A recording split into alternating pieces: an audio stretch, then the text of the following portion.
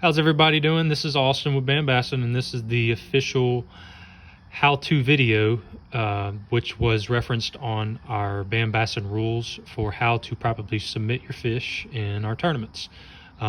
So there are 3 boards that we are approving for our tournaments.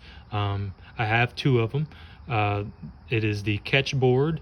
Now, catch board actually offers a few other boards, but any catch manufactured board is approved for our tournaments. The hog trough is approved, and the Yak Gear fish stick is also approved in our tournaments. So a little bit about the boards. I'll start with the catch board. The catch board, they come with the lines distinguished between the board. They're in different colors. So there's no real need to do any modifications to the board for the judge to properly see these lines. One thing we do require, some of these boards over time with the fish line, they get kind of a film over them, and it's hard to distinguish the lines on the board. So one thing we are going to require is, guys, to make sure you have these boards clean so we can judge these fish and distinguishly see these lines on your board. As far as the hog trough goes, hog trough does supply these boards as all one color and also as these lines darkened. If you order a board that has all of the same color, we are going to require you guys to darken these lines. It can be with any color. Just make sure we have a distinguish between these lines and the actual board. Also on the hog trough, we are going to require a line which distinguish the bump of the board and the actual board. That gives the judge a distinguish point of where the separation or where the connection point is for the fence of the board and the actual board. If you order a Yak Gear fish stick and the lines aren't distinguishly represented on the board, we are going to require you to do the same thing. Make sure your lines are darkened. If your lines are not distinguished between the board and the lines, your fish will be disqualified and will not be judged. So that's a little bit about the boards. So here we have the official Bassin identifier card.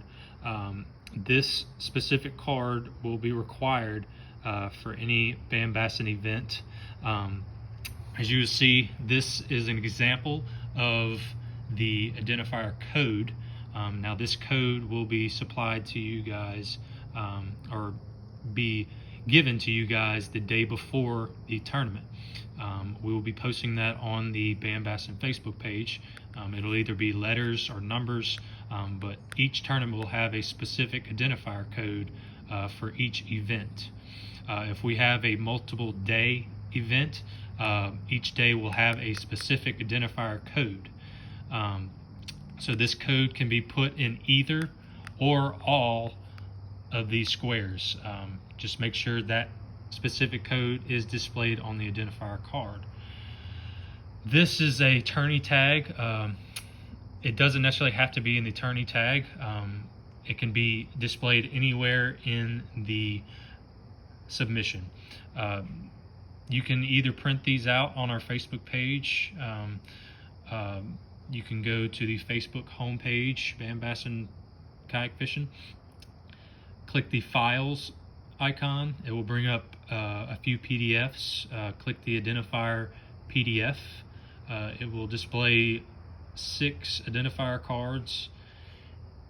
Cut those out and wait for the identifier code to be presented to you the day before the tournament. If this specific identifier card is not displayed in your photo submission, your fish will be disqualified. So, moving on to how to properly set your fish on these boards. So I'm going to be basically explaining this from the angler's reference. So the way I have my phone positioned in this video, this is how each photo needs to be submitted in our tournaments. So for orientation of your photo, it needs to be directly above the board. Do not put it at an angle or sideways. That photo needs to be directly above the board. So for the fish orientation, the head of the fish needs to go and connect to the fence. This is the fence of the measuring board. So the head of the fish needs to touch this board, and the tail goes to the right. So head to the left, tail to the right. When you are putting your fish on this board, you need to make sure that the fish's mouth is completely closed when connected to this board. That fish needs to be pushed all the way to where it has its mouth closed and also touching the fence of the board. If your fish does not have the mouth completely closed, deductions will be given based on the amount opened on the fish's mouth. That will determine, based on the judge's judgment, of how much of a deduction you will be given. So make sure you guys have the fish's mouth completely closed in every event. And that goes for every board, of course. So as we said, we need the head of the fish to the left and the tail to the right. As far as your hand on the fish, it can be on the fish to secure the fish to the board. The only requirements we are wanting is to make sure that the eye of the fish is completely open and visible in the submission. If any portion of the eye is not visible in the submission, it will be disqualified. And reason being is the eye is a good distinguish between a live fish and a dead fish. So that's the specific reason on keeping the eye completely open.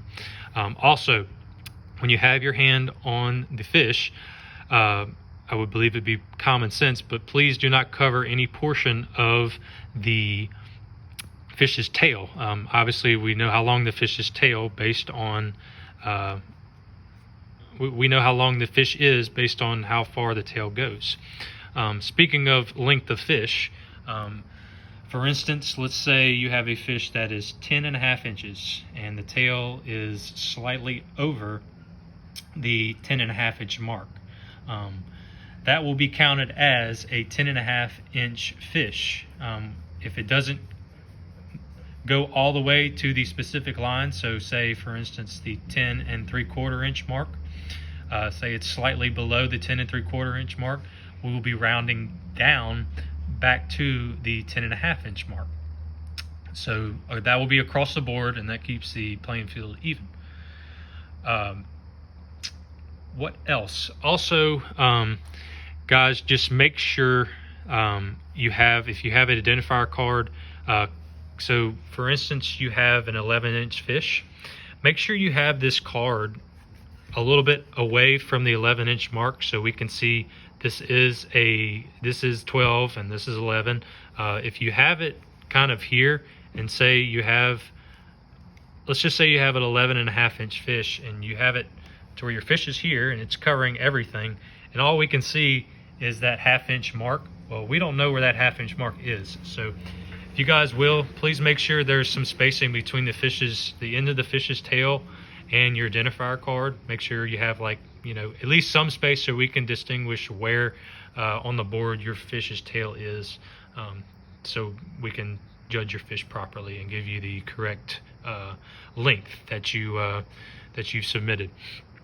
Other than that, guys, please make sure to comment on this video as watched. Make sure you comment watched under this video. That will give us a timestamp as to when you viewed this video.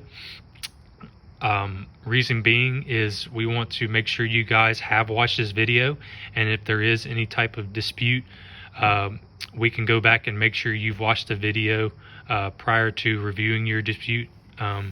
And if you have watched the video, we will look into your dispute or your questioning of our fish judging. So make sure you comment on this video as watched, or else we will not even look into your dispute. So I want to thank everybody for watching. Please review our rules and make sure you have read over those. If you have any questions, please feel free to comment on this video, message me or any of the administrators for our club. We'll be happy to answer any questions. Thank you guys for watching, and looking forward to seeing everybody at the tournaments. Thank y'all again.